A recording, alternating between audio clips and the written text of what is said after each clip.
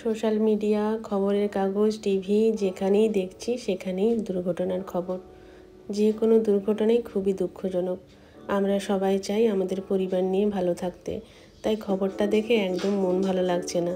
আহমেদাবাদের বিমান দুর্ঘটনার খবরটা দেখে ভাবলাম একটা ভিডিও বানানো রয়েছে ওটস দিয়ে ধোসা তৈরির, সেটা ভালো করে এডিট করে ছাড়ি ইউটিউবে। তো তাই মন ভালো করার জন্য এই কাজ। এখানে দেখছেন মুগ ডাল নিয়েছি, সেটা আমি জল দিয়ে ভিজিয়ে রাখবো 4 ঘন্টা। 4 ঘন্টা ভেজানোর পর এটা বেশ নরম হয়ে যাবে। তারপর এটাকে ভালো করে আমি মিক্সিতে পেস্ট করে নেব। এখানে ওটসটাকে গুঁড়ো করে নিচ্ছি, ওটসের গুঁড়ো ওর সাথে মিশিয়ে দেব। তারপর একটা থকথকে পেস্ট তৈরি হবে, সেটার সঙ্গে জল মিশিয়ে একটু পাতলা করে নেব। এই দেখুন, এই ধরনের হবে ব্যাপারটা। ওটস দেবেন 1 কাপ পরিমাণ। যতটা মুগ ডাল দিয়েছিলাম দেখলেন তো, তার সঙ্গে ওটস দেবো, সামান্য লবণ দেব স্বাদ মতো। এটার সঙ্গে একটু জল মিশিয়ে ব্যাটারটা পাতলা করে নেব। এবার তাওয়াটা খুব ভালো করে গরম করে নিতে হবে।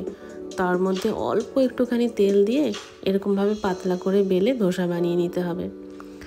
আর একটু কুড়মুড়ে হবে, যত পাতলা করবেন তত কুড়মুড়ে হবে ব্যাপারটা। আর এখানে আমি সাজিয়েছি, একটু নারকেল কোড়া দিয়েছি, আর বাদাম, পোস্ত, ছোলার ডাল দিয়ে চাটনি বানিয়েছি, আর ওটা হচ্ছে সাম্বার। এই ভিডিওটা অনেক দিন আগে শ্যুট করেছিলাম, সেটা আমি আজকে এডিট করে এখানে ইউটিউবে দেবো আর কি, পোস্ট করব।